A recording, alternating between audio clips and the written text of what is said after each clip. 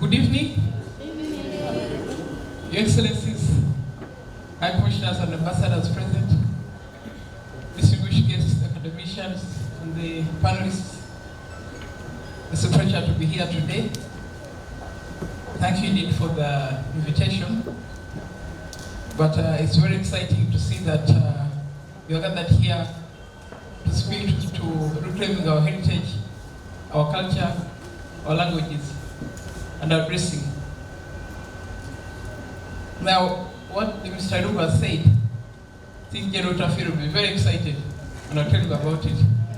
I'll tell you about it to see how we can build the strategy to ensure that funds go to the Pan-African organizations. They should not be limping as they are. But indeed, thank you so much, all the presenters. Everything you said is very, very exciting. Just wanted to report that, of course, the dream of the United States of Africa has been around for a long time, but remained in the air. Our leaders thought we should go by regional blocks. The blocks are there, but they remain blocks in their area. They will not come together in any other form. So I think you're right. This move may reignite that intention and see that our people are refocused. I was listening about the African passport. I was wondering who actually issues that passport. Where do you apply? What are the qualifications for accessing it? I think it also remains in the air. Sometime back, I'd gone to attend the PAP in Pretoria. So one of the officials of the Pan-African Parliament from Nigeria attempted to fly into Johannesburg with that passport. He was taken back. He was told, don't recognize this. But he was flying to the headquarters of the Pan-African Parliament, the headquarters of the people of Africa, apart from Addis Ababa. So I think we need to find ways of ensuring that this actualized. When I arrived, I heard about the Bamasawa Kingdom between Kenya and Uganda, but we also have the Morimoro. The Morimoro of Uganda is the same Morimoro of Kenya, the king of the Itesos. And he's acknowledged here and acknowledged there as well. So we need to build on that. I did not know that the Isu Masaba has disappeared. Someone said the Isu has something has happened to it. But we shall find out. We shall find out.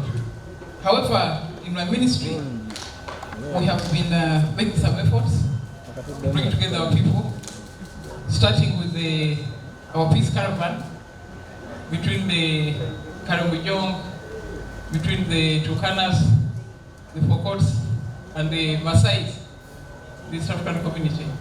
We've had two caravans, one from Uganda to Lodwar, and then to Kajiado, via Namanga.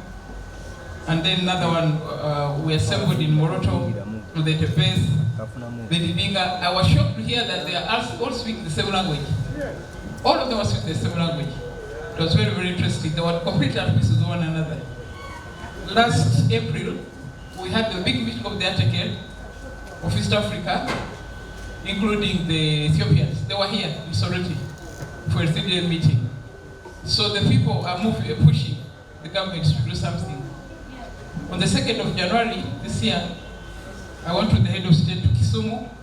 There was a big meeting with the Luos of Africa, massive, from Central African Republic, from all over the continent. So the efforts are there, but I think we need to actualize them, not just have ceremonies where things end. So I think we need to put in more energy along those lines. Now, I was sitting there with Professor Ojwang, and he showed me a document concerning indigenous knowledge within the East African community. So something I want now to write the Secretary General of the EAC to see how we can activate it. Because the document is there, but we hardly speak about it. And I was asking Honorable Minde, who was just been through Yala, whether there is a committee that deals with indigenous knowledge, and said no, but we might put the committee on legal legal affairs. So we shall follow it up to see that it's actualized, because it is our role to ensure that we actualize the aspirations of the people of East Africa. Of course, the issue of the visas is a scandal, international scandal on this continent, because the foreigners can come here and just enter our countries. A few months ago, Mr. Dangote, the richest man on this continent, was telling us that he needs 35 visas just within Africa. Despite all his wealth, the doors are not open. So for whom are the doors opening? They're not open for anybody. So it's against the matter we need to drum up to ensure that things happen and becomes real for our people. But if it was not for the immigration officials, the African people are just move on their own. They do their business. You will find that the biggest business women of this people on this continent are the African women, from one country to another, just making them their money. So we need to unlock the boundaries to ensure that things are working. So I'm very, very happy to be here. I'll sign the declaration because it resonates with the intention of our forefathers, so that they wake up to realize that there's something that has recently been completed, and we owe a duty to the African people to ensure that the United States of Africa becomes a reality. Thank you so much for the invitation. It's a pleasure to be here, and thank you for the presentation.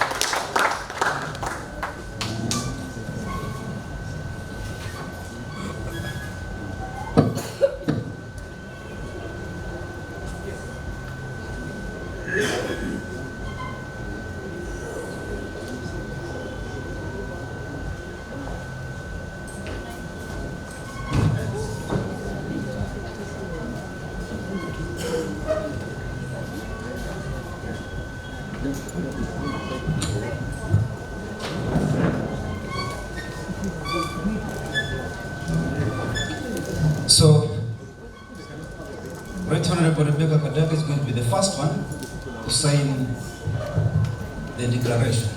Where is it? Yes.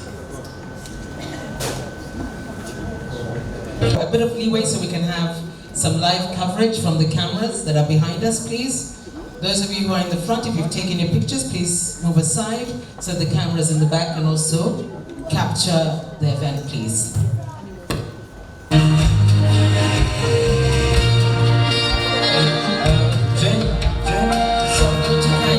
I will be this way.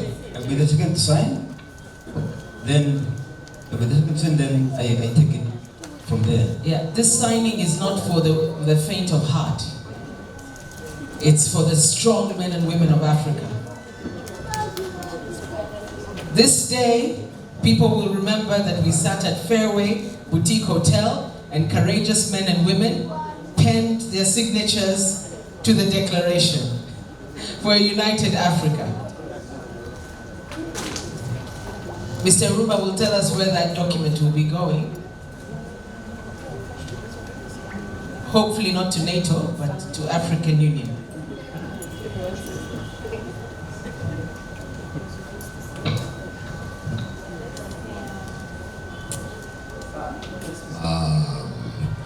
Friends, colleagues, I greet you all. I'm quite glad and excited to be here to see this final signing off of the declaration.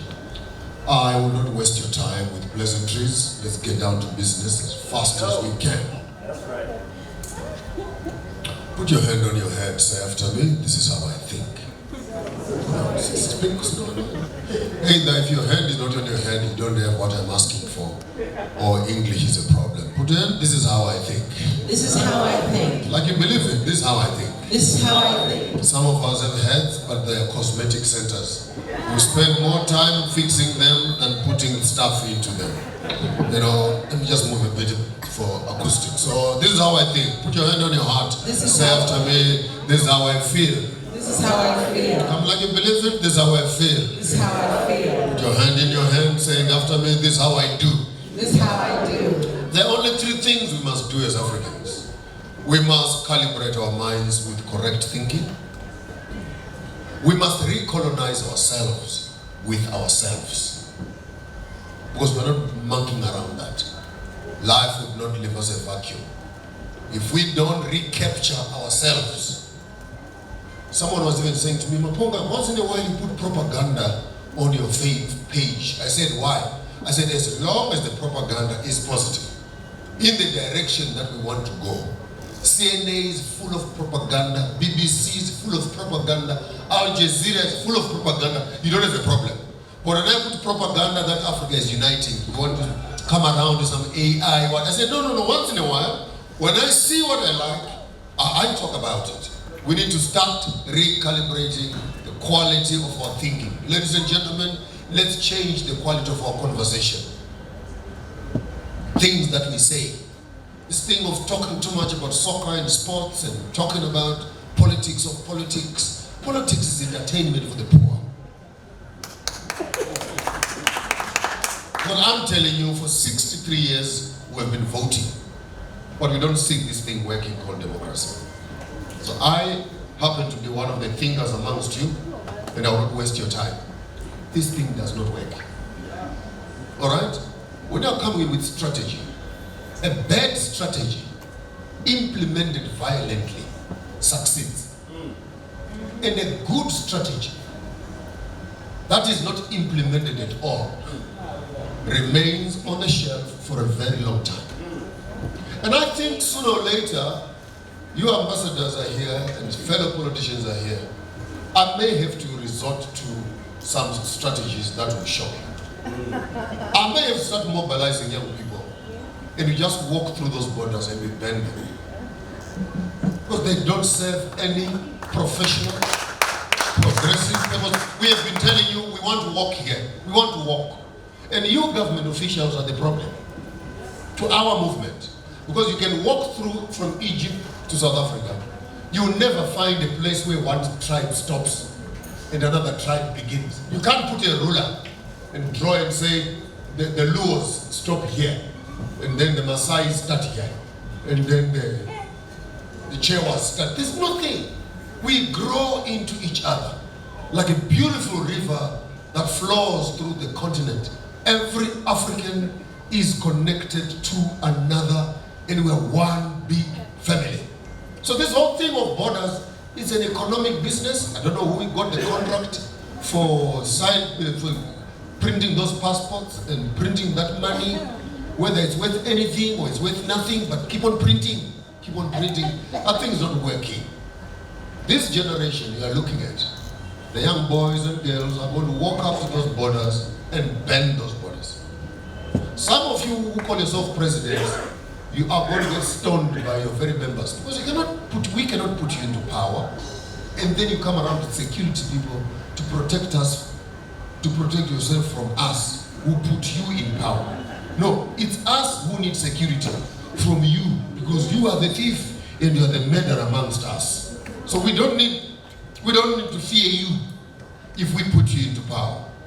We may need to resort to some violent ways of getting these things done. I'm not saying we kill anybody, no. But as Irumba said, how can 52 men and women fail to undo what 10, 12 men did in Berlin Conference? Just the common sense of that. Few white boys, uncircumcised white boys, few white boys sit around a table and they take a ruler and they draw on the map. And up to now, another 100 years later, we are struggling to undo what they did. I'll make it very simple for you, for the younger viewers. Ladies and gentlemen, all our African governments are illegitimate. Swallow that slowly. All our governments are illegitimate. I'm glad I have a lawyer next to me today. Let's go, my brother. Let's talk like intellectuals. Why? I must qualify why I say they're illegitimate. Because there's no way you can run a country based on Berlin Conference. And Berlin Conference was illegitimate. Because it was not democratic. The people that you were dividing their country for were not present. And we did not give you veto power to make that decision on our behalf. So Berlin Conference, legally speaking, it was an illegitimate meeting. which had results, of course, of political will and militarization to enforce, though illegitimate. You can't come back to me in 2025 and say I'm a president of Zambia, I'm a president of Zimbabwe, I'm a president of Uganda. Based on what? Based on Berlin. So if Berlin was illegitimate, there's no African president here. All of you, tell them. Read my lips. There is no African country. Our country is Africa. These are just provinces. The province of Uganda, the province of Kenya, the province of Zimbabwe. The country is Africa. So while we are talking about the United States of Africa, point of correction, you may want, with my instruction, take a black marker and rub off the word states. Because those states are non-existent. It must just be United Africa, full stop. There are no states in Africa. Don't give us that delusion of America as if we're different states. We don't want to be African states. We are the state. Africa is a country by herself. So this is United Africa, full stop. Having said that, I want to throw some few arrows in the direction of our business community. We need to legitimize our presence. We need to colonize our governments. We need to corrupt our governments with our money. The business community. Black Africans. Don't take your money and run to Dubai. Buy these mines. Invest locally. Because if you don't, the Chinese are coming. Life does not allow for a vacuum. And then you complain, our things are going. These people are coming, are taking our things. But when you have the money, you don't put your money where your mouth is. So we need African bankers who can roll our programs to the community. We need African insurance companies who can ring fence our finances. We need financial engineers. We no longer need slogans. Viva, viva what, viva what?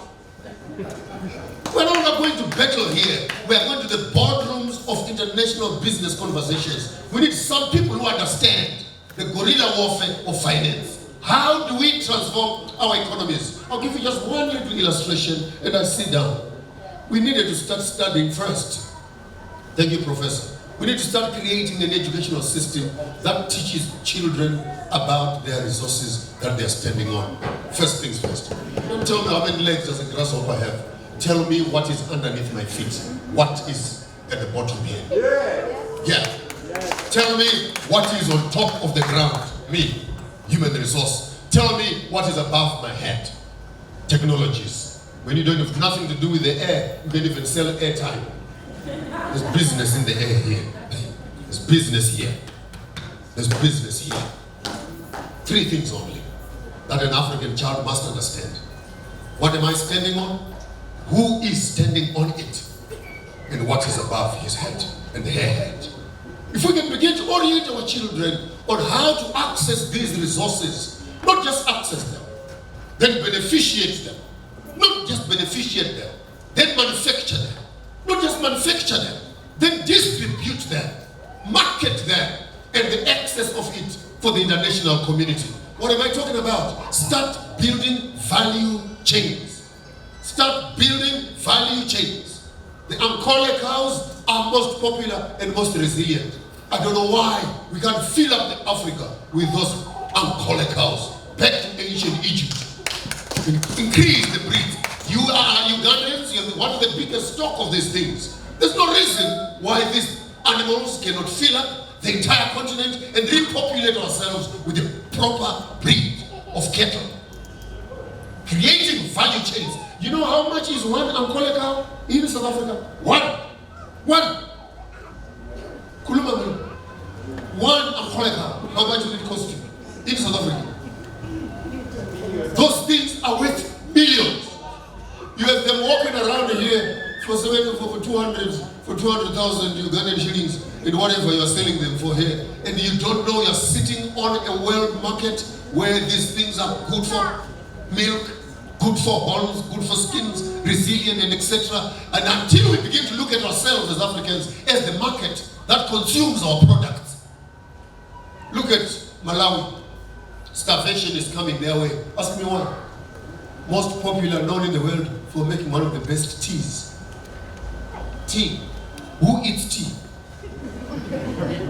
How can you be so stupid as Africans that you can fill up the whole place with tea, and then you go and you sell the tea, and then when you get the money, you buy food, and you come back again? What have you just done?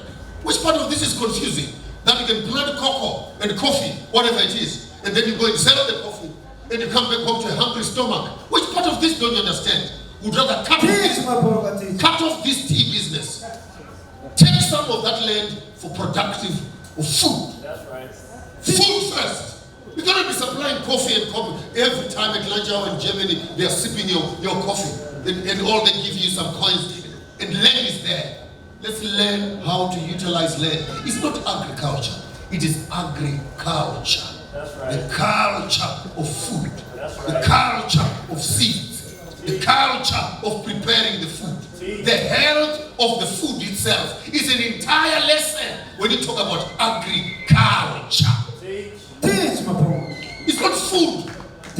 It's not food security. If I hear you say that again, I will knock you on your head. We don't want food security, my food. We want food sustainability.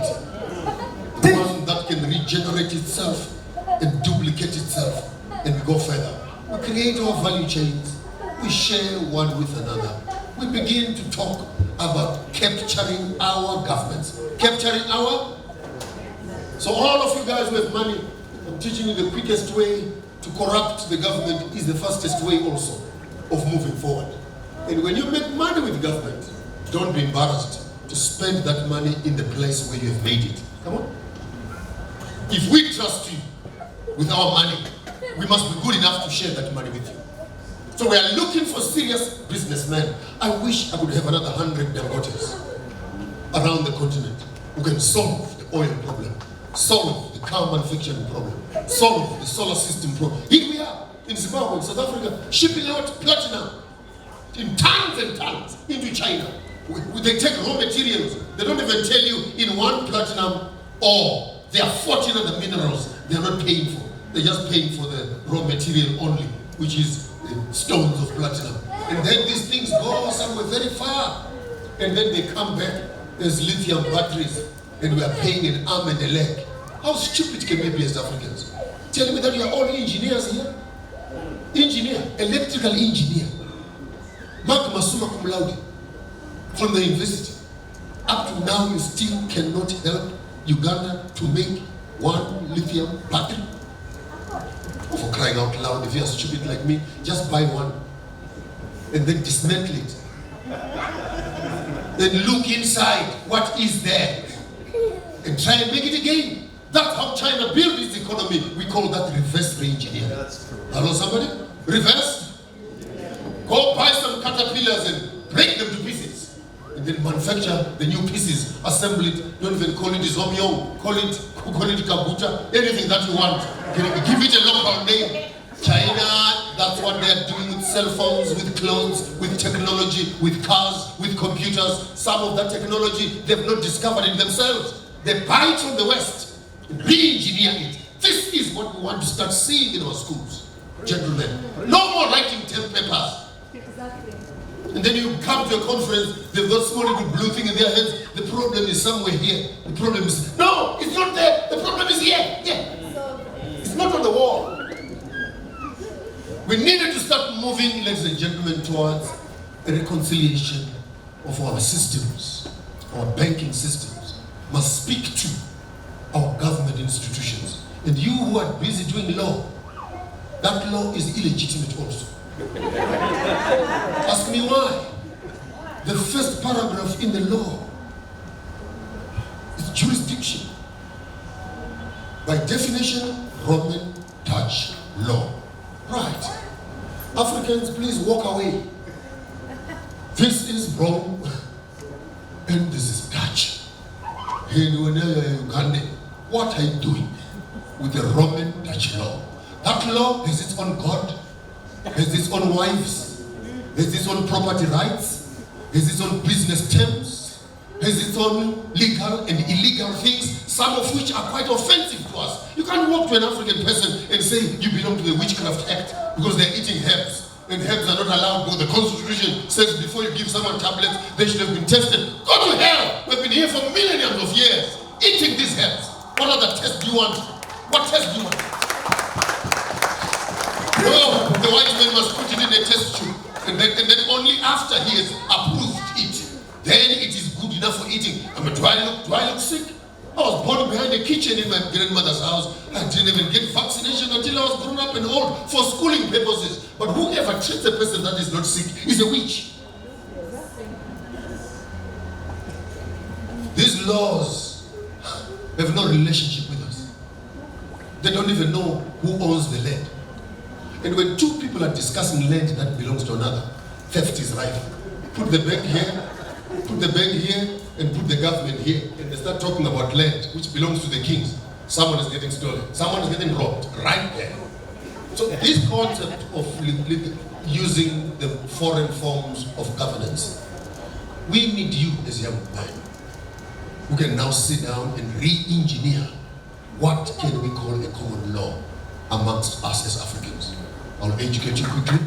There are only 3 laws we need as I'm sitting down. Law number 1, the law of self-preservation. Come on. That's right. The law of, all of us, the law of, if I find you drunk, walking on the road, and you cannot see your way home, you are a criminal. Because you are now about to kill yourself. Looking after yourself must be business number 1. Teach, Maponga, teach. Eat well, drink well, sleep well, live well. Looking after this is a legal responsibility of every African. Don't eat everything like a pig. The country of Africa cannot do with a sick African. You go to Philadelphia right now, in some parts of America, they are zombified on full drugs. They just go in the home of freedom, the land of the free. And you wonder if these monsters come here with that freedom of drugs, where will they leave us? Anyone who is involved in destroying life is a criminal to the African. You, as an African, look after you. You owe yourself a bit of exercise. You owe yourself some glasses of water. You owe yourself a good waistline. You owe yourself good looks. Look after yourself. Self-preserve yourself. It's a legal responsibility of looking at, teach young children how to look after themselves.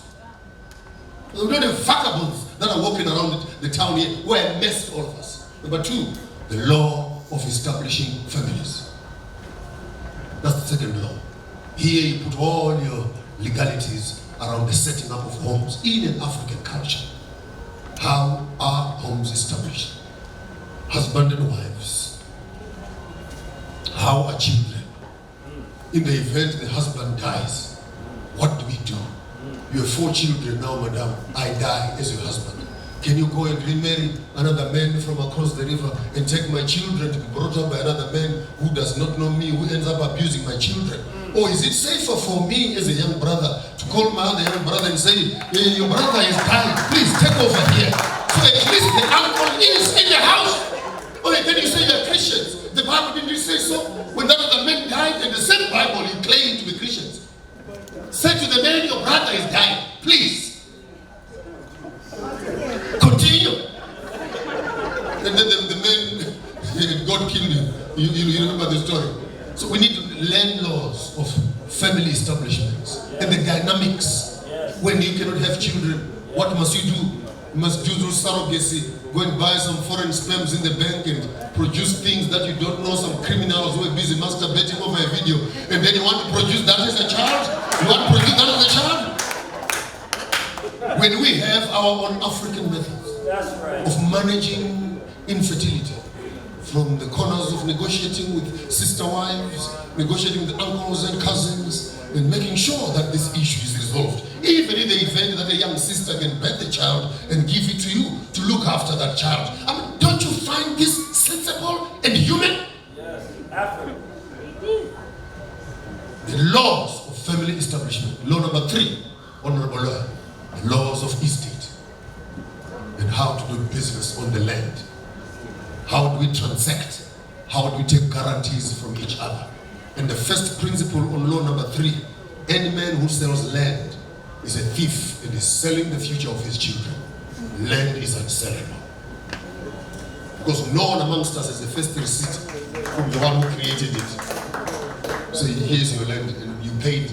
No one owns land. Our land owns us. From it we came, to it we shall return. So we can teach these simple principles of how to develop a legally conscious community of young people. Look after yourself. Come on, look after. I'm speaking in two ways now. Look after your mind. Look after yourself. Secondly, look after your family with passion. And thirdly, look after your land. For any time you give a man the land underneath his feet, if he does not own the land between his ears and the furniture between their legs, the land underneath their feet will always suffer. We therefore are in the business of developing ownership of the first piece of land here. And when this is in full ownership, we can talk about procreation and ultimately how do we maximize our resources. This is how I want you to think. This is how I want you to feel. And this is how I want you to do. I've been working with Irumba here for some time, and I know every year he goes out to give people gifts. So I decided to bring him something we call the Nyami Nyami from the great Zimbabwe. If you say your ancestors could not read and write, it's you who can read and write the handwriting of our forefathers. There is a hand of governance. There is a pot of mystery and religion. How you put that piece of stone inside there, only the architects would know. There you have your education and economics. There you have your entertainment. There you have your finances. And there you have the mysteries of Africa.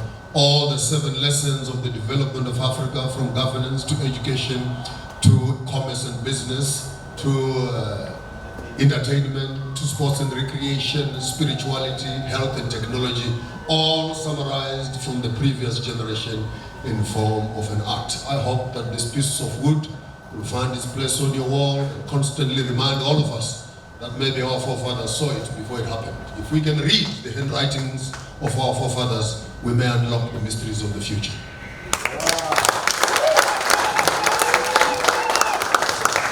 Thank you to Bishop Maponga. Can you have another hearty round of applause, please?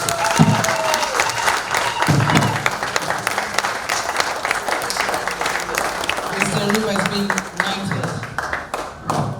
Thank you very much, Bishop. Thanking our chief guest, the first Deputy Prime Minister and Minister in charge of East African Affairs, the Right Honorable Rebecca Alitwala Kadaaga. Now for you non-Ugandans and those who have not been following the Ugandan politics, not politics, politics, Right Honorable Alitwala Rebecca Kadaaga is one of those speakers you can stand and say, she did her job.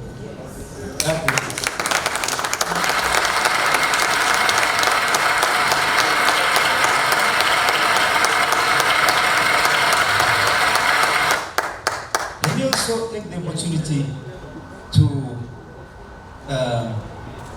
recognize a huge opportunity that has been given, that has been bestowed upon when a Libyan delegation accepted our invitation. They they got a plane, paid their tickets, paid their hotel rooms, paid their food, and they are right here.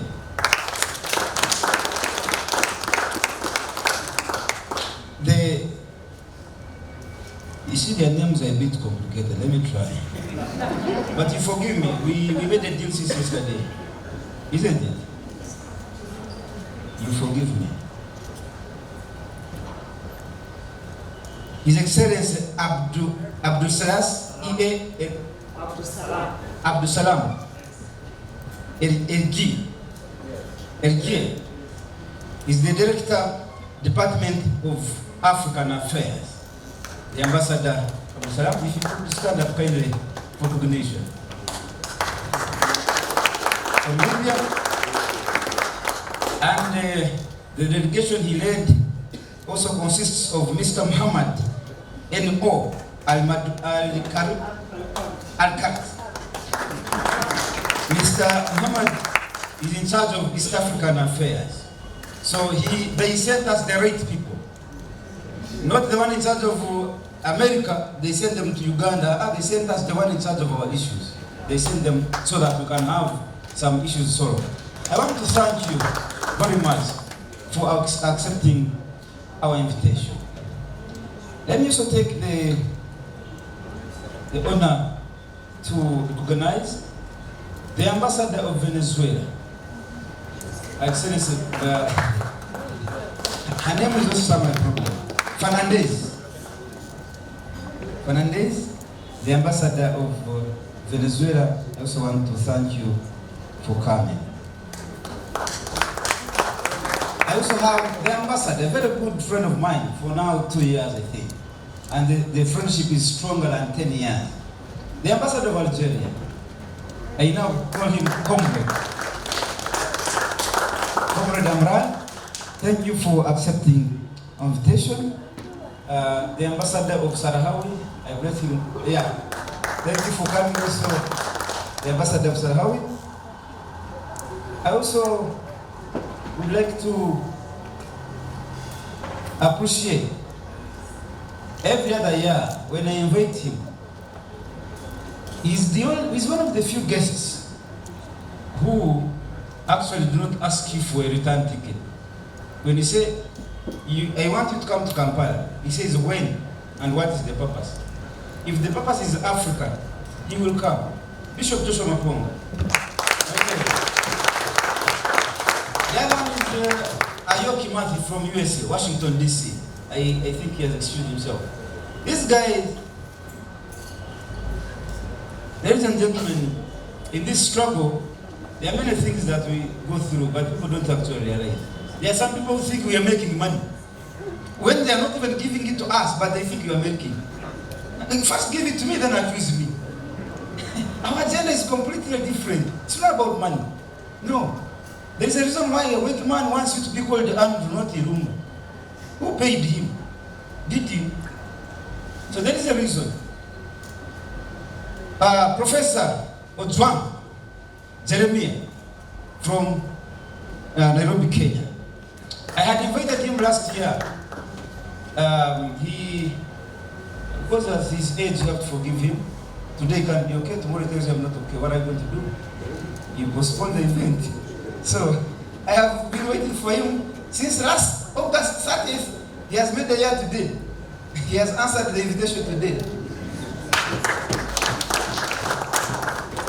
Comrade Gershom Ambunya Okonda, again from Nairobi, Kenya. There is a reason why we have two Kenyans here seated next to each other. There is a reason. I think there is Kimathi inside there. Let me also recognize my brother, my friend, the Deputy RCC for Poto, the Honorable Nestalani. Thank you so much. Of course, all of you are my friends. I may not recognize each one of you, but kindly accept my appreciation for your presence.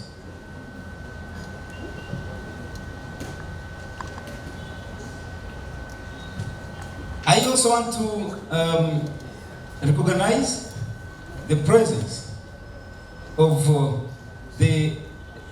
how is it called? The charger, the affairs, the charge, this is French, but this is South Africa. Why can't you tell me you are standing in for the charge, the affairs? You're confusing. You're confusing. My brother,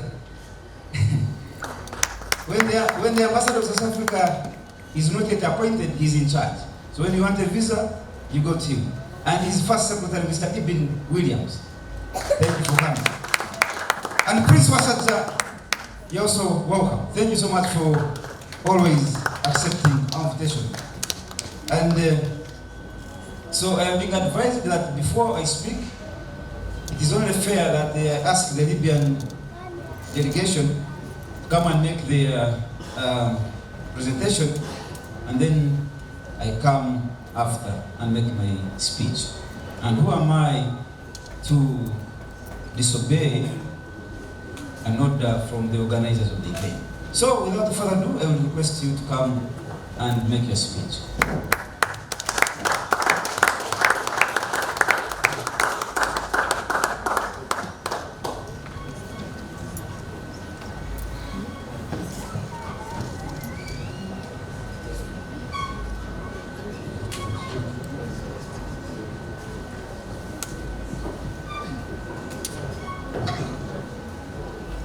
بسم الله الرحمن الرحيم. يجب لي في البداية أن أوجه الشكر لحفاوة الاستقبال وكرم الضيافة التي قبلنا بها من منظمة بان أفريقيا. Thank you very much for the warm welcome and the generous hospitality that we find here through the Pan-African.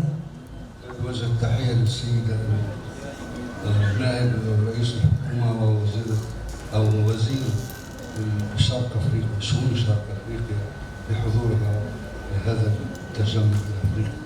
Our compliment to Minister of East African Affairs, Madame Hon Kadaaga, for being here with us. الكلمة كلمتي جاءت في النهاية. أود أن أختصر الكلمة لأن يبدو أن الملل بدأ يصيب البعض. I'd like to be very precise in my word. أريد أن أشير فقط إلى نقطتين. النقطة الأولى لها صلة بما تناول عدد من الباحثين والمتحدثين الأكاديميين حول مشكلة الثقافة الأفريقية. I'd like to give a point about 2 points here. What my scholars before they have said about the African culture. وأود الإشارة إلى أن وزارة الخارجية والتعاون الدولي في الحكومة الليبية اقترحت على مفوضية الاتحاد الأفريقي إنشاء منظمة أفريقية للتربية والعلوم والثقافة شأنها شأن اليونسكو لكن تختص بأفريقيا فقط. وهذا مشابه لما فعل المؤتمر الإسلامي بإنشاء منظمة على مستوى الدول الإسلامية تعرف بمنظمة الأسيسكو. The Minister of Foreign Affairs and International Cooperation of Libya has already decided that, or has a proposal that will also form an organization the same like the European one concerning Africa. It is not the Arabian one, it is an international one, UNESCO. There is another one, the CISCO, for the Islamic countries. And now time we must have the same organization for the Africa. الواحدة والأخرى مذكرة أخرى أحيلت إلى كل وزارات الخارجية في الدول الأفريقية تقترح فيها ليبيا فتح قنصليات لهذه الدول في بنغازي مقر الحكومة الليبية في بنغازي. Yeah, the second proposal, we have already given a memo to all African countries to open a consulate in Benghazi, government of Libya there. المنظمة الأفريقية للثقافة والآداب والعلوم اقترحنا أن يكون مكانها بنغازي والحكومة الليبية على استعداد تام لدفع كافة المصاريف والتكاليف المقر وسكن أعضاء ممثلي الدول وتسهيل سكن أعضاء البعثات الأفريقية لهذه المنظمة في بنغازي. The culture organization should be at Benghazi, and the government will be taking care of all expenses, all the facilitation of that conference. فنرجو من الدول في بنغازي. من الدول الأفريقية ثمة العديد من الدول الأفريقية لديها قنصليات، منها تونس، المغرب، مصر، تشاد والنيجر الآن قابلت، ونتوقع أن بوركينا فاسو سنستلم ردها من خلال اليومين القادمين. Many African countries have already has its own consulate there, including of Egypt, Tunisia, Sudan, and we're waiting for Burkina Faso to also to submit it. ثم أختم بالقول أننا مكلفون من الحكومة الليبية وزارة الخارجية والتعاون الدولي لتقديم دروع شكر وتقدير لمجهودات عدد من السادة الذين كان لهم دور كبير في دعم التعاون الأفريقي وتقدم الوحدة الأفريقية بخطوات ثابتة، الخطوات التي تتبع خطوات الآباء المؤسسين من نكروما إلى جمال عبد الناصر وإلى القذافي إلى الآخرين بدون تعديل. We also having shields from the government of Libya to be presented to those who have played a big role in Africa and cooperation together also in Libya also. في البداية لدينا درع للسيدة رئيس مجلس النواب رئيس البرلمان في أوغندا، هي ليست موجودة لكن إذا كان في حد رسميا يستلمها سيدنا. Yeah, we have the first one is for the Speaker of the Parliament, and unfortunately she is not here, but if any person can come and get on her behalf. Yeah.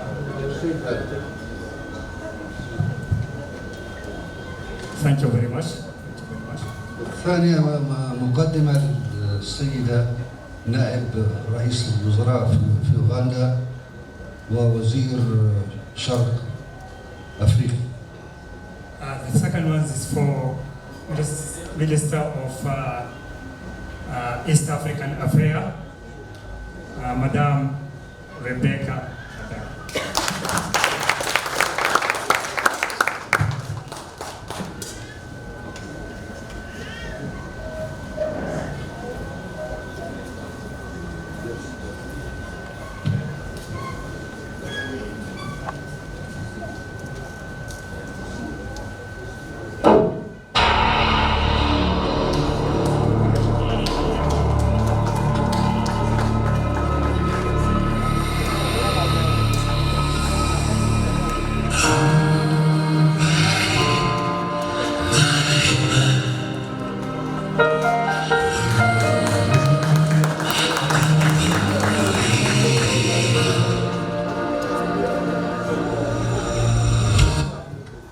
الدور الأخير مقدم للسيد أندرو رئيس منظمة. And the last one for Mr. Andrew, the chairman of the panel.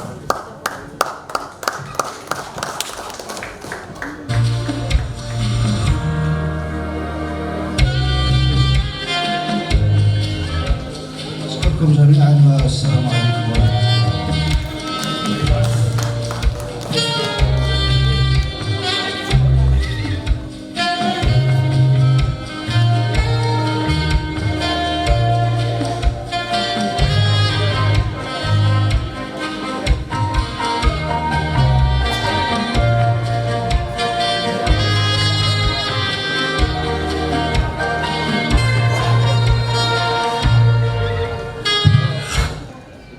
Okay, thank you so much, our elders from Libya. Thank you so much. We appreciate for your kind hearts. Your Excellency, our chief guest, the Right Honorable Rebecca Kadaaga, the first Deputy Prime Minister and Minister in charge of East African Affairs. Your Excellencies, the ambassadors of different countries that are represented here, distinguished Pan-Africans, esteemed guests, ladies and gentlemen. It gives me great honor and profound gratitude to welcome you to this year's Pan-African Pyramid Global Awards. Tonight, we gather not merely to celebrate individuals, but to celebrate an idea, a vision, and a destiny, the destiny of Africa. Our theme is not just a slogan, it is a clarion call. It is a clarion call. One Africa, one passport. Visa-free Africa, one currency, and one army safeguarding our borders. In other words, all these 54 armies of Africa guarding inside the boundaries, inside actually, not the boundaries of Africa. All of them need to be constituted into one army, stand at the borders, and guard us against any enemy that comes to take our resources. But most of our countries' armies are guarding themselves against us, the citizens. So you wonder. This vision is not new. It was the dream of Kwame Nkrumah, who reminded us that the independence of Ghana is meaningless unless it is linked with the total liberation of Africa. It was the lifelong pursuit of Julius Kambarage Nyerere, who said, without unity, there is no future for Africa. It was the fearless conviction of Patrice Lumumba, who declared that the day will come when history will speak. Africa will write its own history, and it will be history of glory and dignity. Your Excellencies, distinguished guests, today Africa is the richest continent on earth in terms of natural wealth. Yet, our people remain the poorest. Why? Because our wealth is divided. Our strength is fragmented, and our borders are artificial scars of colonialism. The Berlin Conference cut us apart. It is now time for the Kampala Declaration and beyond to stitch us back together. A single passport that allows every African child to walk freely across this continent, from Cape Town, from Lagos to Addis Ababa. A single currency that liberates us from dependence on foreign valuations. A visa-free Africa where brother doesn't need permission to embrace brother. A continental army that ensures our resources are never looted again and our sovereignty never compromised. Africa has the youngest population in the world. This is not a burden, it is a gift. A vast ocean of energy waiting to be harnessed. But unless we unite, that energy will continue to serve foreign interests instead of African renaissance. The youth must rise as the vanguard of Pan-Africanism, just as Thomas Sankara did when he said, we must dare to invent the future. Tonight, ladies and gentlemen, we honor Pan-Africanists who have carried this flame, who have refused to betray Africa's destiny. These awards are not medals of vanity, they are torches of responsibility. To those who receive them, remember you are being called to duty. Let me end with words of Marcus Garvey, the father of Pan-African consciousness. The black skin is not a badge of shame, but rather a glorious symbol of national greatness. From this night forward, let us recommit ourselves to one Africa. Let us march beyond borders, beyond currencies, beyond divisions. Let us build the United States of Africa, not tomorrow, not someday, but beginning right now. Long live Africa, long live Pan-Africanism, long live our leaders of Africa. Now, ladies and gentlemen, they sat in Berlin in a conference just like this one. We were not there. They sat and simply petitioned our continent. That's what they did.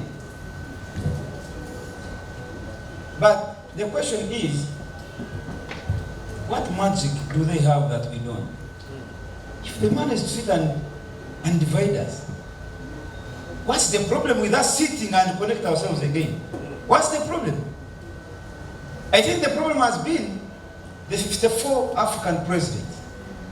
There is no African president whom you come here and tell, please, you have come here at Fair Hotel as the president of a certain country called Burundi. We want you to go back as the chief of that kingdom. You leave the meeting. Now that's the problem. That the people we think are working for us are actually working against us. I was talking about the visa issue. My elder, Joshua Maponga, I was with him in Burkina Faso last year. Isn't it?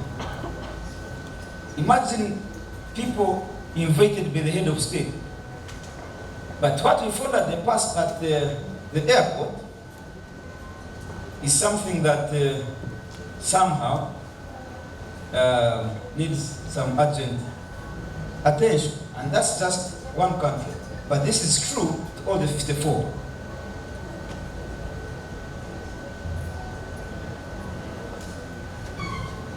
Badangamba ina milioni 10 nazazi ila video waka. So what I was saying is that we are 1.4 billion Africans. Then there are these 54, just 54. 54 are the ones managing us, 1.2 billion. And all of you are simply following. You are like sheep. So we are saying we must stop following them and they instead follow us. That's what we are saying. And this is the declaration that we are making today. And I want to thank you, Professor William. Your candid presentation. You spoke out my words. Now I don't even know what to speak. You spoke my mind, you spoke my word, you spoke my spirit. Thank you so much, Professor William. So I want to make this declaration. After making this declaration, here, if you're not fearful, That's right. if you're bold enough, I want the camera people to capture this. Now, but it easy. If you are fearful, please don't sign here.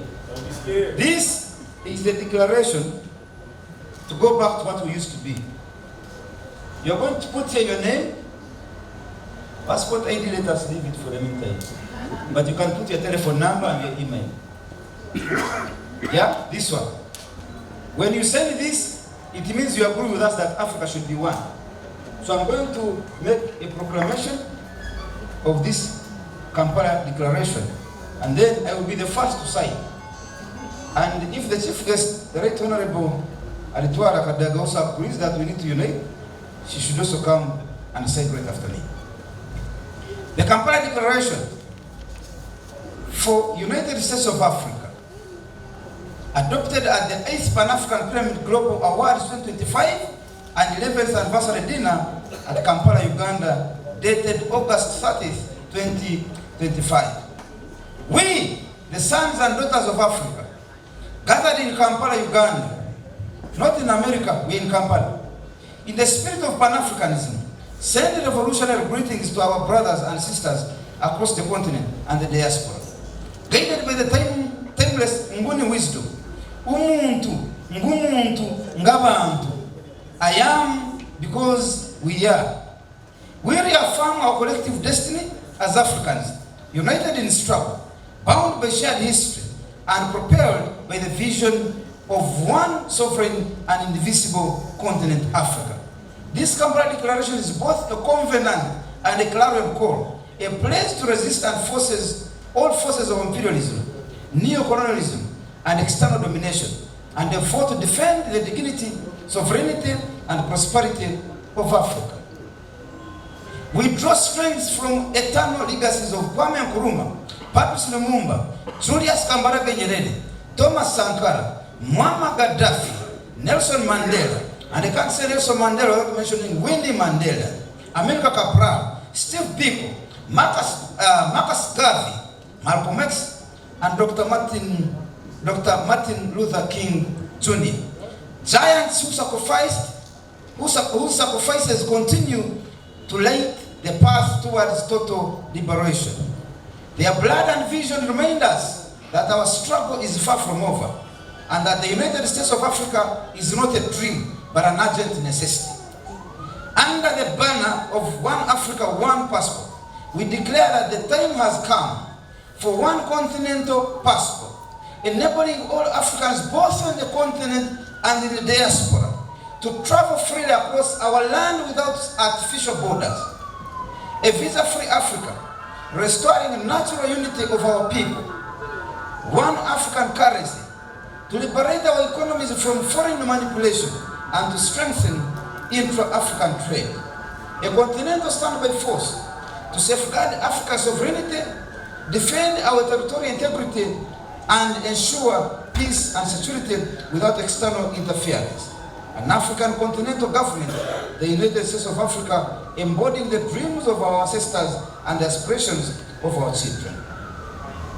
We, the Pan-African family, solemnly commit ourselves to awakening African consciousness, promoting unity of purpose, identity and destiny among Africans on the continent and in the diaspora, defending our leaders and liberation ideals, standing firm